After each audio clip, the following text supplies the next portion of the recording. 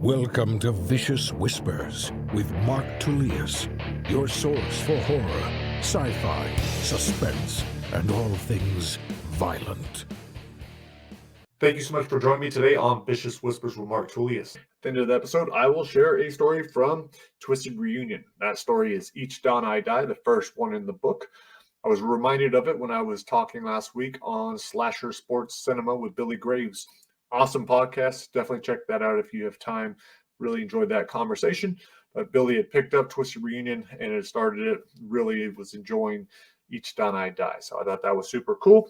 I'm actually going to have him on next week because he is a huge horror fan, loves movies. So I was like, I don't watch horror movies. Why not have him come on, give us some top picks for Halloween? Thought you guys might enjoy that. Plus, I really wanted to talk to him some more. Very interesting guy.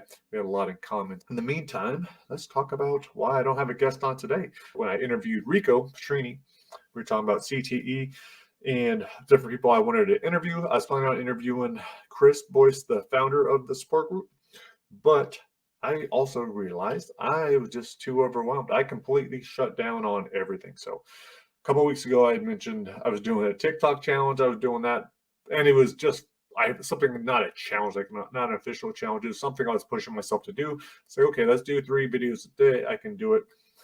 And the more I did, I realized, like, just not enjoying this. I'd rather not do it. Really don't have time for it. Or those are the things I'm saying in my head. But then I was just withdrawing from social media altogether. Didn't respond to Chris. Didn't set up the meeting like I was going to.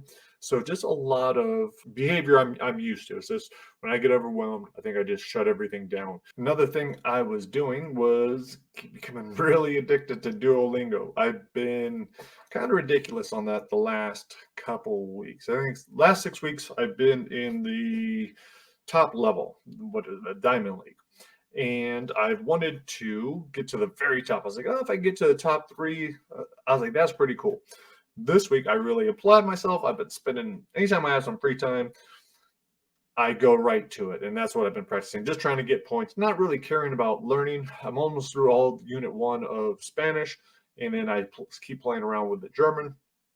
But I'm probably not learning a whole lot. I'm not doing it to learn. I realize I'm doing it because I want to preoccupy my mind. I want to, and it does feel good. It feels like it makes my brain race a little bit, getting a little bit sharper. Probably is good for me.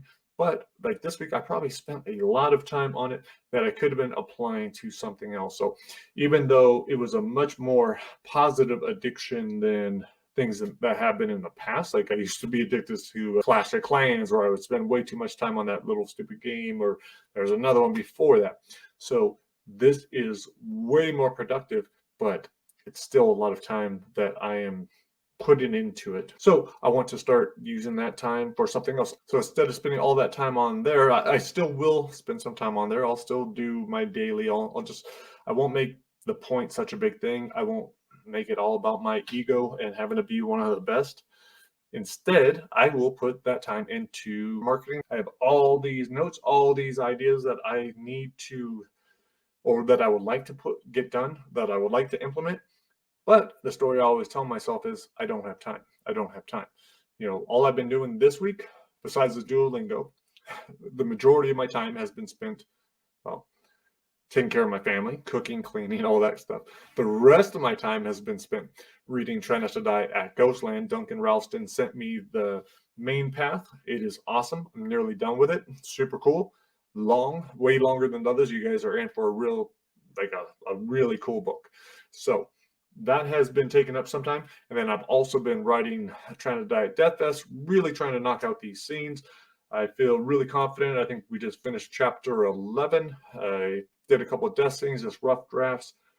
But, thinking about it, so between the writing of that, the reading of Ghostland, the taking care of the family, the trying to set up some interviews, I just been, it's kind of been a lot. And yesterday, my daughter didn't go to school. She had a migraine, so she stayed home. And then my son got hit in the head with a soccer ball or something, and we brought him home early. So my writing day was gone. I thought I was going to have much more time. My son came down. It was a couple hours after he'd been home And he's like, how much work do you have left? And I was thinking about it like, shit. I was like, well, I got all of this, and then we got this, and then he's going to have to do that. And then I showed him my list, and I was like, this is ridiculous. So he wants to play with me right now. He's asking that because he wants to do something with me. He wants to play. So I put it down. I was like, dude, I got a lot of work. I said, but I don't need to do it now. It's always going to be there. There's no real rush. I said, let's go do something fun. So we ended up playing a game we hadn't played before. I think in a pickle, something like that. It was a word game, but it was fun. It was something that we did together. He had a good time. So I'm glad I made that decision. I'm glad I didn't let, my plans of what I had wanted to do, that my desire to finish these things, get in the way of actually spending time with my son, having fun with him. Another really cool thing we've been doing is I've been forcing him to work out with me. Probably, I think it's 3 to 4 days a week. When he has his volleyball practice, he doesn't need to. If he had a really rough day at school, and did PE and was active, I'm not going to force it. But, and I told him, it doesn't matter what we're doing. It could be yoga, it could be boxing, it could be whatever. I said, but we're doing something physical, something that's going to be good for your brain, something that's going to be good for your body. One really cool thing we just found was on the tonal, which I almost never use, but I've been starting to use it more with him because he's interested in the weights, but more importantly, we just put on the programs. They have different like boxing programs. It's essentially like watching it on YouTube. I could be doing the same thing watching on YouTube, but happen to be doing it on the tonal. They have a really cool program called Family Fitness. So we did that 2 days ago, and it included boxing, moving, but it was just a lot of fun. He was really into it. We bonded. It was cool to work out with him. I shouldn't say little bit. It was a good workout. So I got a good workout with him as well. So that was a lot of fun. I want to do more of that. So we shall see how this next week goes to see if I can pour all my time, all this energy into researching marketing techniques and implementing them. So I've done lots of research before. Now it's time to pull the trigger, actually do it. I have so many books. I don't do anything with them. I don't do what I should be doing with them. So, which is properly market them. So this week, that is what I will be studying. Instead of Spanish or German, I will be studying some marketing. Now, and spending time with my family because like we said, most important thing. I also felt bad because in last week's newsletter, I was talking about a conversation I had with my son where he was mentioning how many friends I had. He was just surprised. And he just thought it was really cool that I have friends from all these different walks of life. So I have my author friends. I have my jiu-jitsu friends. I have my fighting friends. I have all the guys, men and women that I interviewed, and they're not all my friends, of course. I didn't like all of them. They didn't all like me. But I was close to about 400 people there through Unlocking the Cage. There were some other friends. Who were they? Like childhood friends. Then I have some friends from college. Everyone's a different relationship, but I forgot a very large group of people that's important to me, that's been important to my career, and that is my readers and listeners, the people that reach out to me. So I appreciate anyone that spends time to read my stuff or listen to me talk on here. But the people that reach out to me, that are always giving me encouragement, whether it's through social media or send me emails, all my newsletter subscribers that write into me, give me parenting advice, talk about, personal stuff. I love that stuff. I consider you guys my friends. I do appreciate you. So I apologize for leaving you out last week. Right after I did it, I was like, oh, shit. How could I forget them? So, what else? How else did I screw up today? What else did I do wrong? No, I'm trying. I still have Trying to Stay at Ghostland to finish up reading. Want to get that done today. I would like to maybe do a death scene or two, at least a rough draft, finish up one of these scenes from Dethfest, and begin the marketing. I already have it all set up. I know which program I'm going to be going through, trying to implement all the suggestions. So I'd like to get that started as well. And pick up my kids and make dinner. And that's about it. I do have a wonderful life. I'm very lucky. I'm very grateful for it. I'm thankful for all you that are listening. I think I'm going to get the hell out of here and get some work done. I'm going to leave you guys with the story, Each Dawn I Die. It's narrated by T. Quillen. It's taken from the Twisted Reunion audiobook. I think you're going to dig it. Make sure you come back next week to check out the interview with Billy Graves from Slasher Sports Cinema. All right, guys. Hope you enjoy this story. I will talk to you next week. Peace.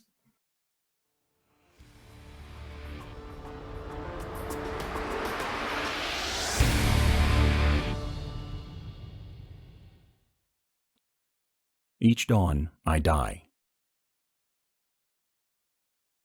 The girl he called Laura buried her face in the pillow.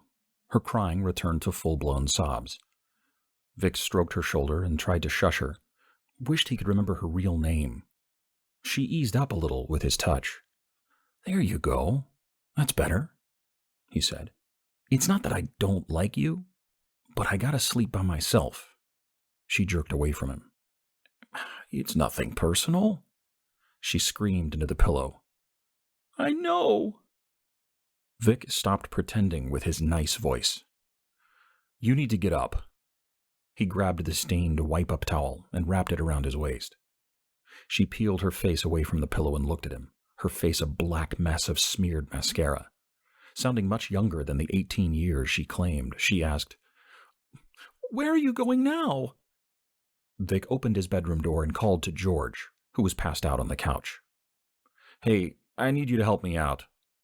No, I don't want anybody in here," the girl pleaded. George had been Vic's boy for nearly a decade.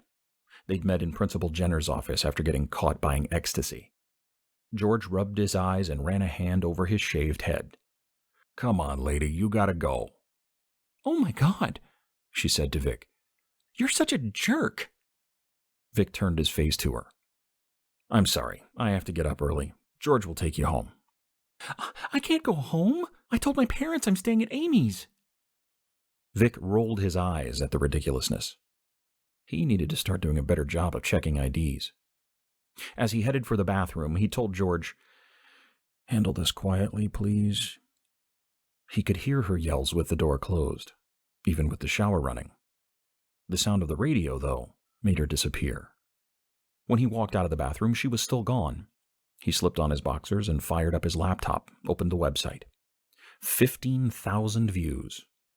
Not bad for a half-dead fish in the sack, he thought. Vic had been running his site, Maybe Legal, for 2 years. The numbers had been on the uptick for the past 9 months. All of Vic's girls were real. Real homely, real naive. Some were real ugly, but most importantly, they were real virgins. Virgins weren't easy to come by these days, but Vic made do by prowling the malls and local water park. Their first forays into porn were then broadcast to 53 countries. Vic got fan mail from all over, none stranger than one from a guy in Bulgaria asking if he could shoot a video with a girl riding a G.I. Joe action figure. 3 quick knocks at the door, and Vic jumped to his feet. He checked the eye hole. Too many of the girls came running back for their phone, panties, or just to see if he'd call them the next day. Most never wanted to see him again. He was shocked at how many did.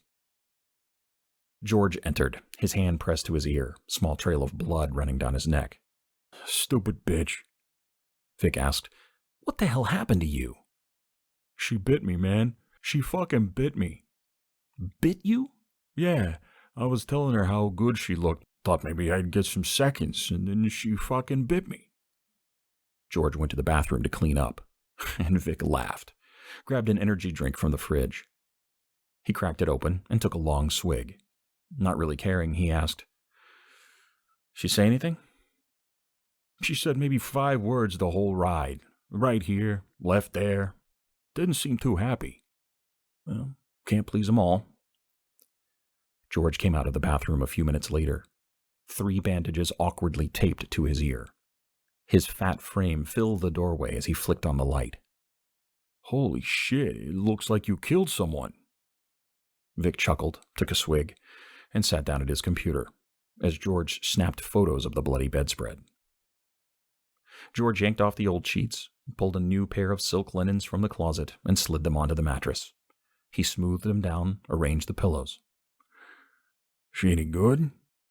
All right." He refreshed the website and said, "Oh, shit. I guess no one cares. She got 34,347 views. Not bad for 2 hours." George shoved the old sheets in the trash bag, twirled it closed, tied the end in a knot. "She was super hot, though." He nodded at the cabinet with the recording equipment. "She know?" "I don't know." George joined Vic in the living room. "Any new prospects?" "Yeah, this chick's dad's a pastor." Crazy. Every new girl guaranteed a few new members, but subscriptions were skyrocketing. Tonight, Laura had already brought in 74 at $20 a pop. George shook his head, helped himself to the fridge. I don't know how the hell you do it. Vic wanted to say that it was because he made them feel special, but even he didn't believe that anymore. Got anything lined up for tomorrow? George plopped down on the couch, smacked his lips with each bite of yogurt. Need me to stick around, or can I, He was interrupted by a pounding on the front door. Did you not lock the front gate? Vic asked. I did. I always do. Vic shook his head, got up from the computer, but reconsidered answering the door. See who it is. He headed into the bedroom. I'm not here. Another bang. George took another bite of yogurt. They're not here for me. Vic was too tired for this. How much do I pay you? You want to get a real job? George muttered under his breath and headed to the door. He opened it and said, He's not. An old woman in a dark brown dress barged across the threshold, backed George to the wall without so much as a touch, her decrepit finger and long, brittle nails inches from his lips. He pointed towards the bedroom.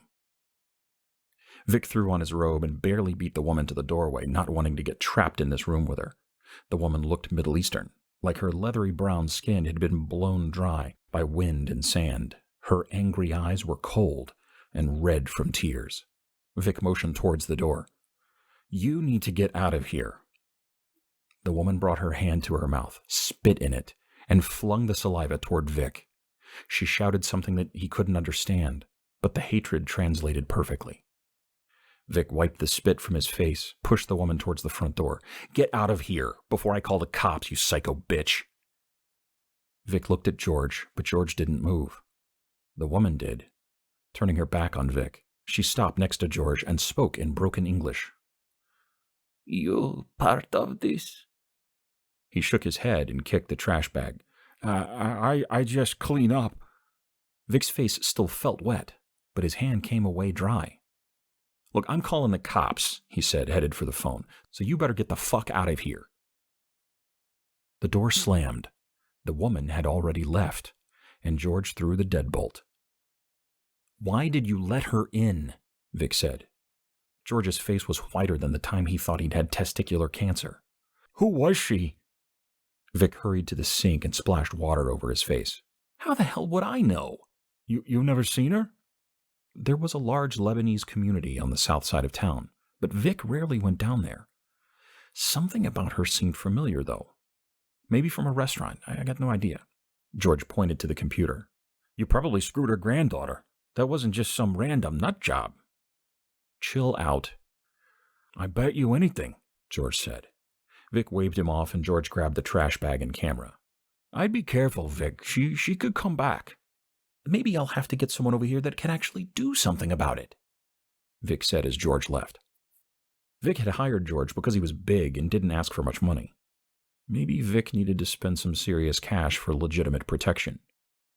The number of girls on the site had climbed to 63, and at least half a dozen of them probably had dads in the picture. Vic threw the deadbolt and walked over to the computer. He wasn't worried, but it'd be good just to make sure. Another fan had called him the Virgin Slayer. He liked that, thought about adding it to his masthead, then scrolled through the photos. He was 3 months deep when Becky's profile and bloody sheet popped up. She'd been his waitress. They'd gone out drinking. He'd brought her home. Waitress. Shit. The old woman had been at the counter. Becky had introduced her as her grandmother. George had been right. How had she found him here? Had Becky actually told her grandmother about what had happened? It had been 3 months ago. Vic couldn't sleep. His bedroom was pitch dark. There was a loud noise outside. It sounded like something scraping his shuttered bedroom window.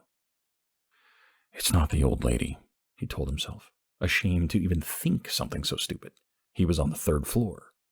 It was probably a bird on a window ledge. Still, the old bitch had been in his head all night long. It was almost 6 o'clock. The sun was about to come up and he needed rest for a heavy day at the gym. Vic grabbed a pair of earplugs and a sleep mask from the nightstand. He had one earplug in when the scrape came again, deeper and louder. Stop being a pussy. Vic pulled back the shutters and saw the first rays of light washing away the last of the pre-dawn shadows. He didn't see it right away, not until the scraping continued. A tendril of black mist slowly swirling in the air on the other side of the window. 3 beings took their forms, each floating. The one in the middle looked closest to human. A pale face wearing a black medieval doctor's mask. He wore a dark robe, his bony hand gripping a scalpel. On the other side of him were his henchmen, with heads of jackals and talons for hands. "I'm fucking dreaming," Vic said aloud to snap himself out of the nightmare. The trio floated forward, seeped through the edges of the glass. Vic slammed the shutters, but the thick black mist poured through the cracks. They began to solidify, once again taking their previous forms. The henchmen each grabbed an arm and dropped Vic onto the bed, pinning him down, their talons ripping through his flesh. The doctor produced a curved metal tube from his dusty robe, inserted it between Vic's lips. It clinked against Vic's teeth, tore into the back of his throat. Vic studied the doctor's pale, rotting face, searching the black sockets that should have held eyes. The beast's chuckle paralyzed Vic as the blood poured down his throat. The doctor whispered something unintelligible, produced a glass jar filled with spiders and scorpions scrambling over each other. He unscrewed the lid and held it to the tube. Vic's mind screamed as the creatures poured inside him. His body bucked against the henchmen who were holding him down. Soon the container was empty. The death doctor tossed it aside. Vic never heard it hit the floor. He couldn't breathe, his windpipe clogged, and thousands of bristly feet finding their way up from every path, fire-filled stings blurring his thoughts. Vic had never wanted to die until this moment. He opened his eyes and found the death doctor's decaying face just inches from his own. His foul breath tinged with rotting meat seeped through the mask. He pulled the tube from Vic's throat, then slid a magnifying monocle from his robe, placed it where his right eyeball should have been. A small silver dot in the eye socket grew larger in the glass. The doctor pinched Vic's cheeks and peered down his swelling throat. Vic couldn't understand the doctor's words, but he recognized the language. It was the same nonsense as the old woman's, and he didn't have to speak the tongue to understand the evil dripping from those words. A distinctive metal click pulled Vic out of the panic. The doctor had just tapped the blade of the scalpel to the bedpost. Vic stayed conscious long enough to see his belly split open, the fading doctor and his henchmen smiling as the creatures skittered out from his intestines. Vic shot out of bed, his mind racing, trying to get his bearings. He was in his house, the house his parents had left him when they'd passed. He saw the tripod in the closet. It was all a dream, he thought, as he placed his feet on the floor. A sharp pain shot through his big toe. A shard of glass was sticking out of it. He plucked it out, looked at the ground. Dozens of spiders and scorpions were racing around the pile of broken glass. This was no dream. It was late afternoon. He opened his shirt, felt the stitches running down his chest. What the fuck, man? Maybe I'm still sleeping?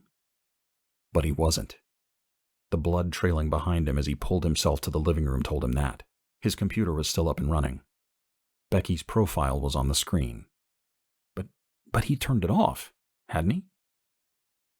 The old woman's laugh echoed in his head. Had she slipped him something? She'd gotten spit in his mouth. Maybe it had been laced. He ran back to the room, hoping the spiders and scorpions were gone. They were still crawling over his dirty underwear on the floor.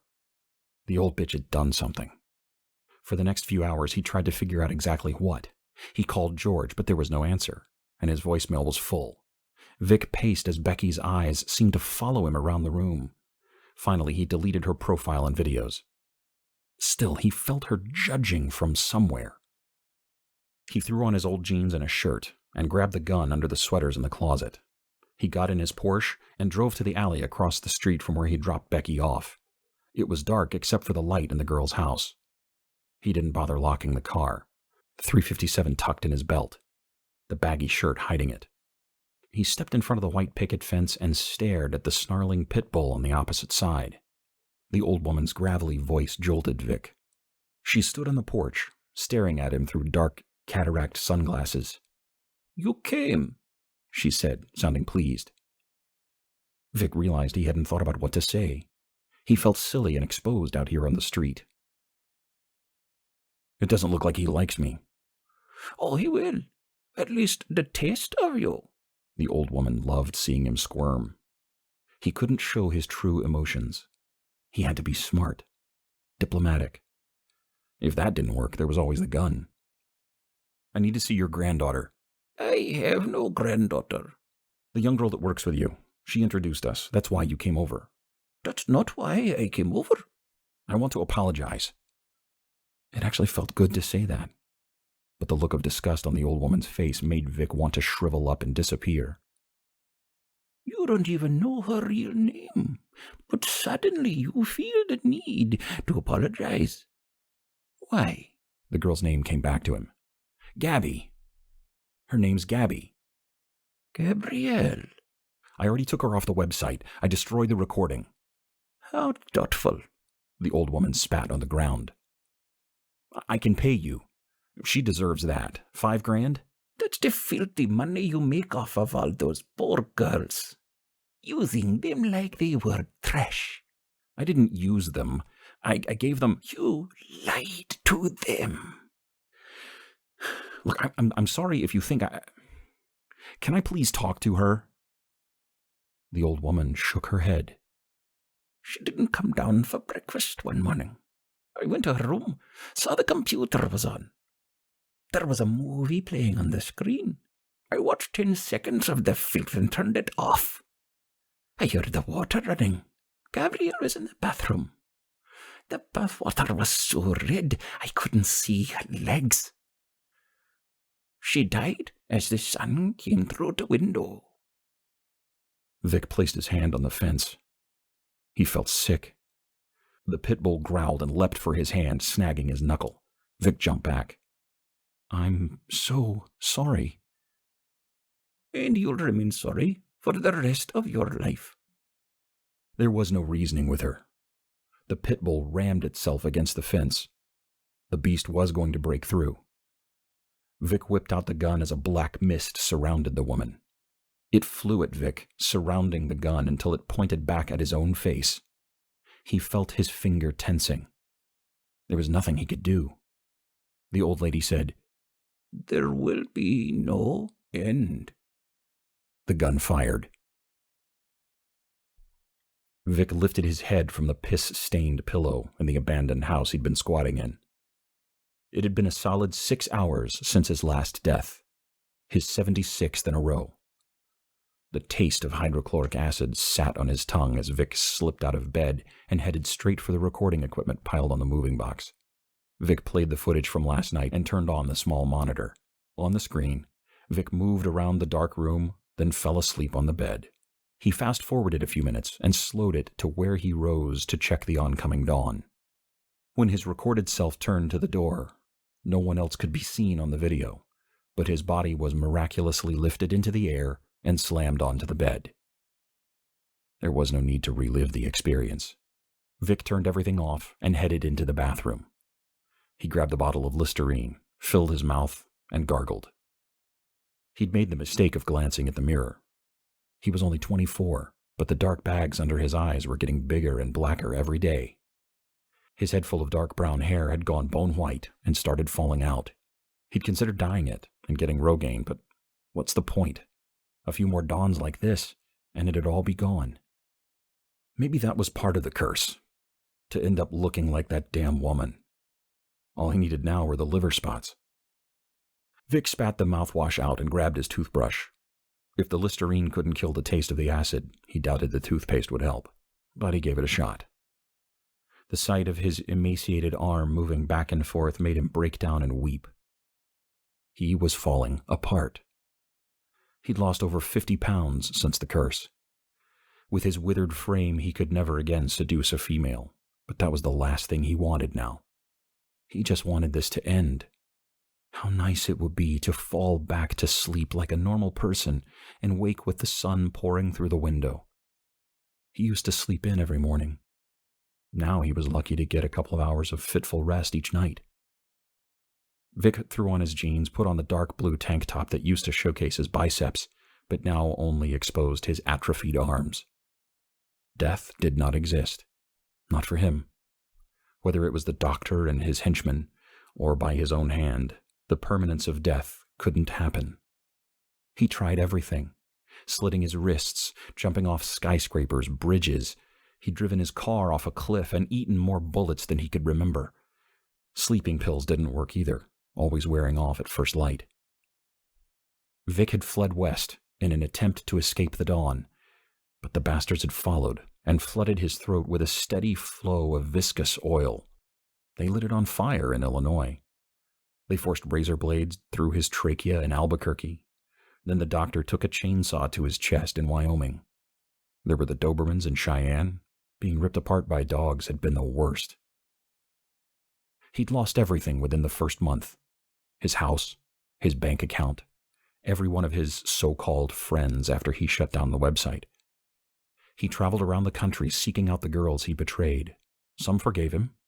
Most did not. It didn't matter where he was. Each dawn, he died.